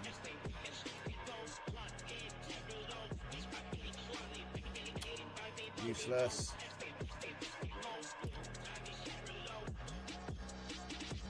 We're back. We are... Oh! T-cache initialized. Cool. Where's the video? Uh-oh.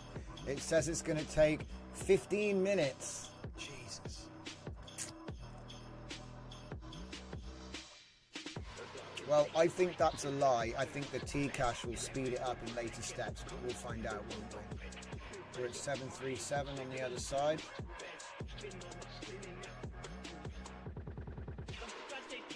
Oh, yeah, you've got a big old delay, Dragon. Yeah, I remember that. I started talking about things before changing the screen, yeah, but you didn't miss anything, so... Don't worry, you didn't miss anything.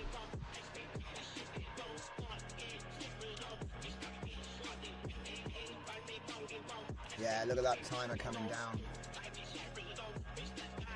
It went up to 16 minutes by step 4, and then it's going to start coming down, so... 773 over there. Now, what did we miss off today? There's always a sacrifice. I always name 3 topics and we do our best to cover them all, but I bet there was a sacrifice. What was the sacrifice tonight? WAN VACE, workflows, music time. Music time got cancelled. So I guess tomorrow we can do an extended music time. We'll see. There'll be plenty of time tomorrow. I usually do an extended show. Watch out for the pings. We're not leaving yet though, don't worry. I'm nearly done. Sometimes I run away at 10 o'clock. We'll see. Yeah, tomorrow the plan is an early start. We've got a whole bunch of different things to check out. There's not enough time to do music properly tonight. Basically, I got a load of audio stuff, and we're going to be FL Studioing with the keyboard. You know, I teased it months ago, so... And then hopefully I can get my suspension jacked up. I think it's just a clip. I think you just put like a thicker clip in between the spring and the top mount when you're done. Do you know what? Let me just show you the other outputs while we're waiting on all this generation. Because we already did it, you know, with great expense in terms of time and head scratching.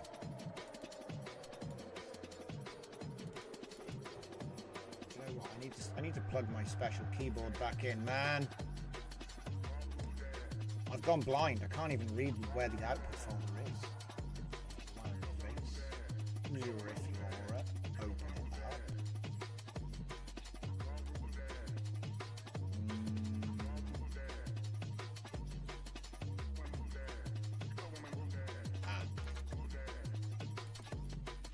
Yeah.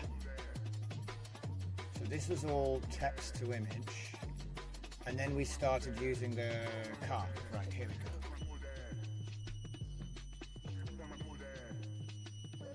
So this is all using a video, like a, this is all using remote control car.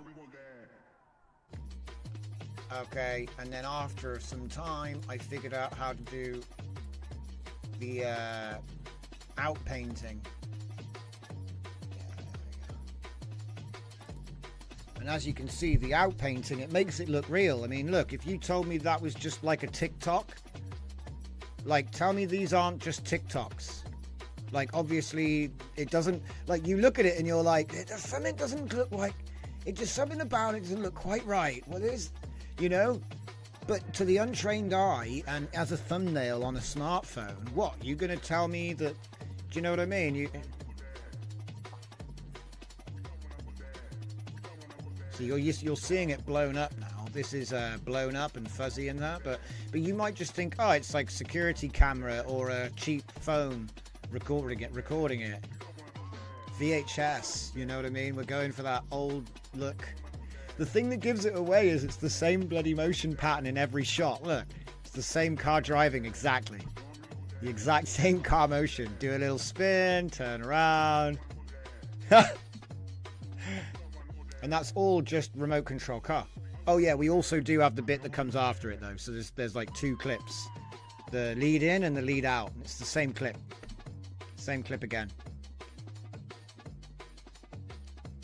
And then I think I tried using different sections of it as well. But this was a really cool project because, like I say, you know, you never really know if things work until they work. And yeah, there it is. It worked. Still got some like bits and pieces to try and make better, but and then obviously I started using some of the video game type third person, you know, to see if we can get that third person back, but you have to have the denoise up high, otherwise no.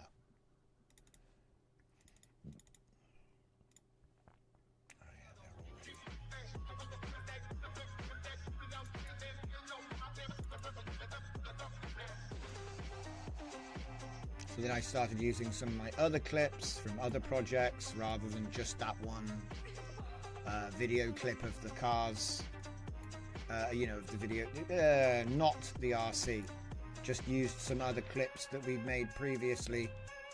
You can see it's the same input, look. Same input, different cars. Look, tiny dash. But some of these are actually very good and very usable. I love it when you like the car reveals some you know, the racing cars move out the way as the camera pans, and then it reveals like some insano driving backwards. Yeah, look.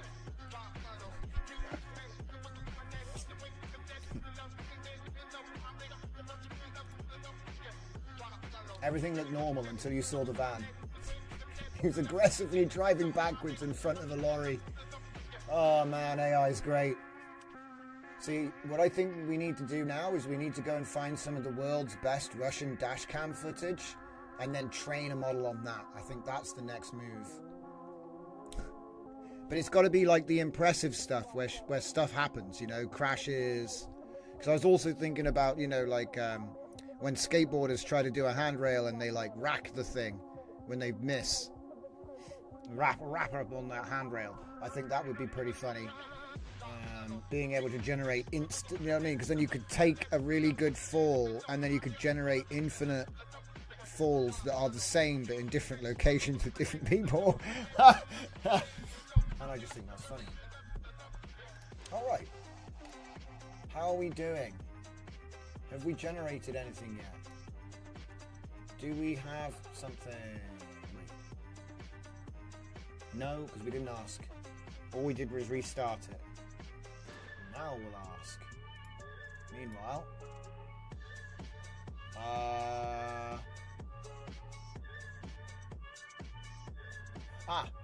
download weights, run trained model. Do I still have the prompt in my buffer? No, not anymore.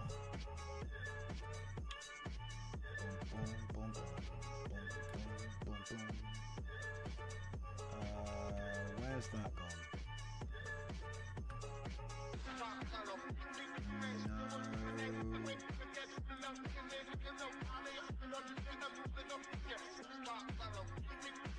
What? Ah, yeah, of course, it's in VS Code. And it's going to be the Euclid. So we've got our dancing girls. Now, if this comes back saying, oh, you can't prompt that, I'll be annoyed. We'll just do 480p because otherwise it'll take all night. But obviously that's a choice. You can decide whether you want to do that or not. Yeah, so let's just run that. See what we get.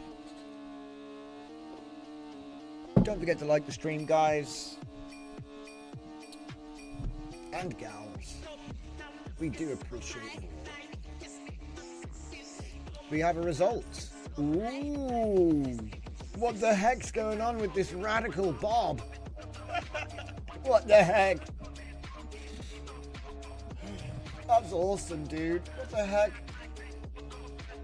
Welcome to the New World Order. He looks like, oh man, what's the name of that movie where they all look like that? Oh my god, and they all wear white suits, and it's like in the future or something. Oh my god, what is the name of that thing? I'm never going to remember it, am I? That's going to drive me nuts. They all have mustaches, like... Claude? Claude. Okay, what is the name of the movie where the people are dressed in silver outfits with mullets or bob cuts and 70s mustaches and something about Bronco. I'm just trying to recall something, guys. This is a painful process, I know, but I'm sorry you had to see it. Is it Nacho Libre? No, it's not. It's something Bronco. Gentleman Bronco? I feel like it might be Gentleman Bronco. Okay. Is Gentleman Bronco a thing? I have too much fun with AI, I swear. Ice Pirates, Spaceballs, it's neither of those. It's not Equilibrium either. It is Gentleman Broncos. Right. I am now going to say Gentleman Bronco. And you will see the curse that is my memory. Wait for it. Where is it? There it is. There it is. We can't see this video, but what you are seeing is, in fact, a man with a beard and long hair riding a reindeer fitted with missile launchers. And that's not even half of it. Here, look at the aesthetic. Look at the aesthetic. This is something else.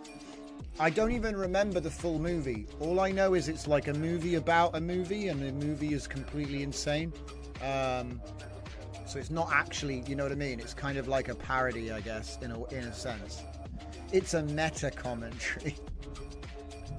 But yeah, Gentleman Bronco. I was just reminded of the aesthetic, guys. You know, when I saw this, I was like, it's Gentleman Bronco with sunglasses and red hair. It's just the mustache and head. We're going to have to go and change the entire design. We're going to have to redesign this entire model to get this aesthetic. Alright, anyway. What's that? You had a lot of free time. I don't even know what that means. But here we have our clip. So, yeah. Hey, we got our non-Euclidean dancers. It's working! Yeah! Look at that head movement, guys! Whoa! That is some dudes. Now that is experimental dance. Snap. What I want to do is edit this with some music and then put in the bone snapping effects. You know? Wait for it. Good times. So yeah, this works. Another win for the home team. So, do you see? So, yeah, we have managed to do 2 completely new model trains from VO3 outputs. So by using the same prompt in VO3, it's actually quite consistent. So it's possible to mine styles at high quality out of the biggest model, which is the same exact concept as using Midjourney to generate images, which you're then going to train the style. Because we're not trying to train the whole image, we just want the style. And so we just need examples, we need samples to train on, so it doesn't really matter. As long as the sample is good and you like it, it will train the thing that you're trying to teach, which is the whole goal. I'm going to go ahead and make a 720p one of these and just see how it comes out. Let's do another one of these as well, and then that's going to be done. So you'll expect to see Jack 0 and also, or should I say J-Fork. You'll be able to see J-Fork and also the non-Euclidean dance troupe. Those 2 V0s will pop up on Civet shortly.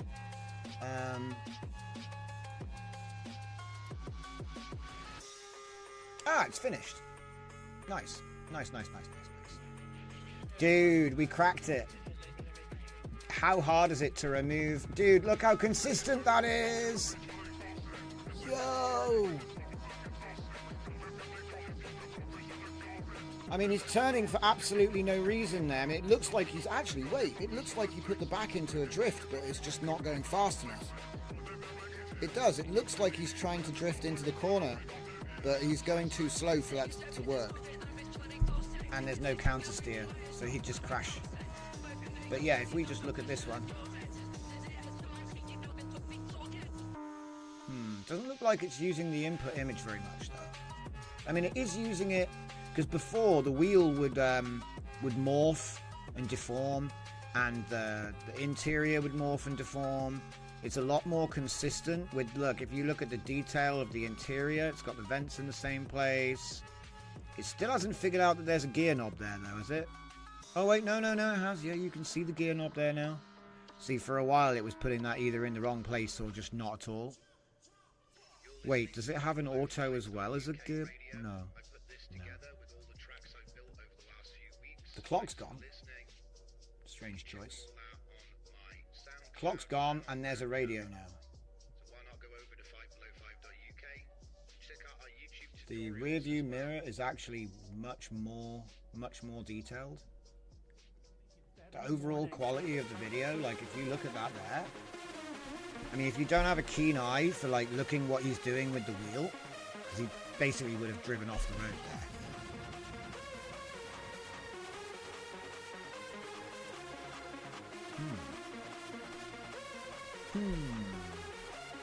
I feel like it's not using...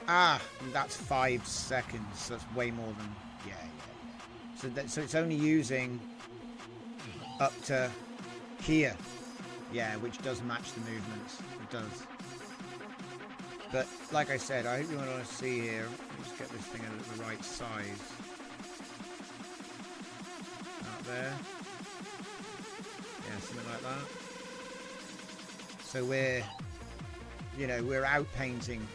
There's outpainting going on, top and bottom. It's hard to see exactly where, but you can see it in the canyon. So we took, it was one shape, we changed it. You can make it any shape you want.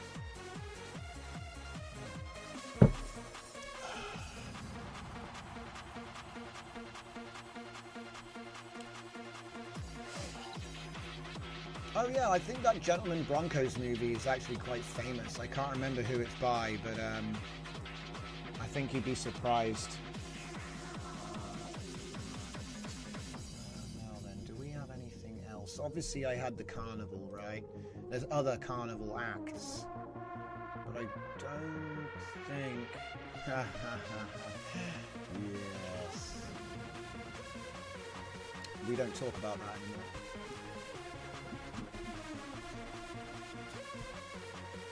What's in here? Nothing? Nothing. What about in here? Nothing? Okay, well. So yeah, we got our models. Wait. Oh, it's still running? Okay. So this one's running. This one's running.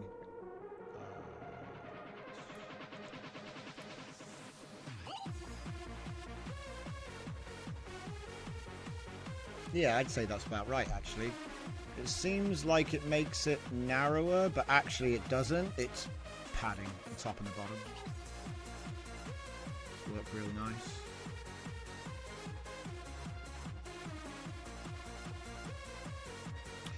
nice. Just thinking in the future, one could outpaint the widescreen video. Yeah, that's what I'm saying. Like, to be fair, if I changed... Look, watch. It might not give the result quick enough, but I want to show you. So, see here? This is my black bars. If I change that from 9 to 16 to 16 to 9. Yeah. And then obviously you'll have to manually swap these around. 768 by 368, I think it was. 360, 384. Yeah. I'm just double checking there's anywhere else I got to change it, but I think that's it. So, you know, I've just literally gone, because I've got a square sample here. And that square sample is taken as the shortest side. And the longest side should be about 768 or something around that. And so yeah, so in other words, if I just here we go. I can just do this one here, and it'll show me. See that? So now it will make it widescreen instead. It'll try to paint the rest of his head, I guess. I am a little concerned about this hard line coming down there. That is a worry. That could be a problem. Because he might interpret that hard line as something. But you know what? It'll probably just make like a headrest that's covering the view or something. I don't know. Let's find out. To be honest, I designed this for the to go above and below because I know that works. That works reliably.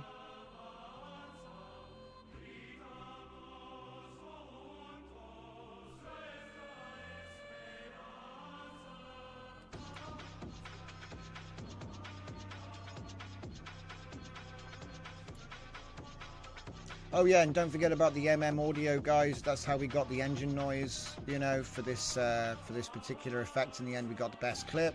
Run it through audio a bunch of times. Eventually, we got something sounding like a V6. It wasn't perfect, with some tire screeching. You know, it wasn't perfect. I still think that it's better to generate special effects and then put them on layers and actually composite your sounds.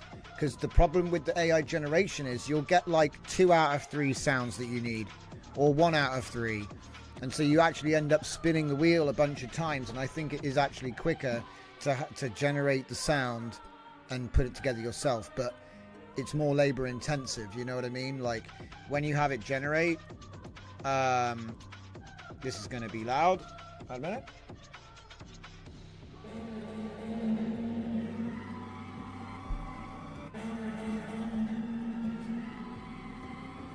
So it seems good until you realise that he went rev, rev, rev, screech, and there's no engine sound during the screeching. You see the problem? Like there should be engine sound and screeching, not one or the other. And when I kept re-rolling, I would get engine noise or tyre screeching. And so this was the closest I could get to. Like as though he's come up and gone rev, rev, rev, and then held constant revs and gone around. But honestly, to somebody who knew what to listen for, instantly spotted. You know what I mean? You can tell it's not real immediately because of that fact. And it's actually easy to composite those sorts of sound effects. Whenever you watch anything on TV, you can't record. Think about it. When they're recording the car driving down the road on a TV show, there's no microphone near the car. So if the tire was going to screech, you can't hear that. It's all fake. They put it all in post, you know? So, you know what I mean? Because we all sit here and go, oh, I don't want to make fake sound effects because they won't sound like the real thing. And then you realize that in video games, movies, TV shows, they don't use the sound because you can't. You have to make fake substitutes. And that's like a whole art form as well. So not to belittle it, you know. I've seen like videos as well where they've explained like what it really sounds like and then what they make it sound like in TV, and then they show how that was made. It's like some dude rolling a brick on a piece of metal in a sound studio. So, but you've probably seen something similar. But some people say that 70% of the video is audio, sound design, not visuals. Because although we are very visual, the sound design is a huge component, and some say it's more important, sound design, than the visuals. So if you get your sound design down, you can actually make up for a lot of shortcomings in the video because the sound's good. So something else to keep in mind. It's partly why VO3 has become so popular, and then also why people are going to stop and go, actually, this sounds like AI crap. They will eventually realize that all of those voices don't sound natural. But here's the secret, and this is what I've been doing with my one-to-one coaching lately. If you're wanting to do VO3 and publish all this stuff, voice actors, guys, the AI audio isn't that good. It's called dubbing. You dub your own videos. So the lip sync is chef's kiss, and the video quality is as good as you can get. But the voices don't sound like AI Gen. Even if you replaced it with 11 Labs, it would still be better. But then you've got syncing issues. So I say, dub it. Just dub it. And also, there's not to say about speech to speech as well. See, something I haven't looked into is actually, you know how there's a voice in the VO? I thought maybe we could do a voice transformation so that we could make the voice consistent, but we can't make the video consistent yet, so I shelved the idea until we can. The best workaround I have come up with is to make a pre-trained WAN model from your VO outputs. You get your best videos and then train them as a WAN. So now you can do that, whatever that was, you can do unlimited on your local. And then of course we do the dubbing. I'm hoping that we get to look at the new dubbing stuff tomorrow, but I haven't got it installed yet. People in the community, Dragon is the one. He said he's been using it and making good stuff. So what's that say? Lol, it said it didn't know, and then when you said the title, it said it's perfectly matches. Says artificial development. Yeah, that was that prompt where we were looking up the Broncos, right? And he's like, I don't know what that is. Look. Silver outfits, mullets, bob cuts, 70s moustaches, something about Bronco. Do you know what this is? Play a game with your AI where you know what it is, but you give him really, really crappy clues, and then you make him guess and torture him to see how smart he is. Yeah? Look at this. Anchorman, Dodgeball, Napoleon Dynamite, but the silver outfits and Bronco reference doesn't match. What is this Bronco reference? And then I said, is Gentleman Bronco a thing? And he's gone, yes! It's from the guy that made Napoleon Dynamite. Surprise. Kind of surprised, but also kind of not surprised. It's about a teenage aspiring fantasy writer whose story gets stolen by a famous author. There's your meta-narrative. Okay. Ooh, right. I think that we are pretty much done. Let's have a look at our final experimental dance routine. Now that's what I'm talking about. If you can't pull off these moves, you're not allowed in my troop. See, we all spend, you know, the first year, you're just doing Twister. It's part of the training course. You have to get to level 10 Twister skill. And then we let you try out for the non-Euclidean dance troupe. Oh, it's all over the place. I love it. See? What's that? Reading the comments. The extra little pixels from Remastered is like nothing. Yeah, exactly. It just does outpainting automatic. You get it for free. Don't even worry about it, dog. Fernicar says, wings flap, open close umbrella. Oh, another J-Fork. This one's super retro. Super J-Fork time. Look how retro that is, man. I kind of like it. Insane. Alright then. That's it. I think we're done for tonight. Like I said, you can expect to see those models showing up. This is going to take forever. But as you can see from the canny maps, it is just going to outpaint the edges. I don't know how good it is at going to widescreen, but I know it's really good at doing square to vertical. So that's what I recommend it for. Obviously, it depends how good your trained Laura is. Yeah. Your mileage may vary. So watch out for the new model releases.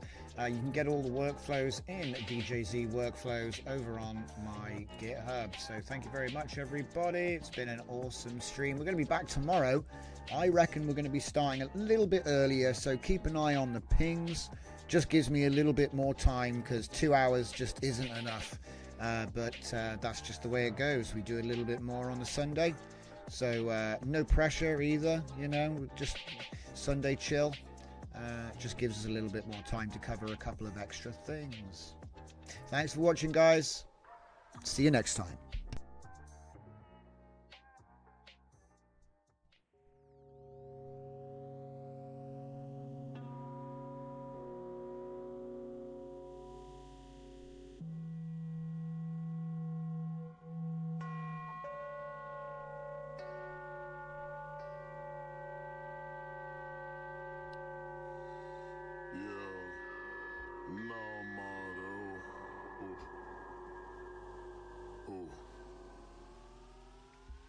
Side sticks of wire, kitchens, twisters.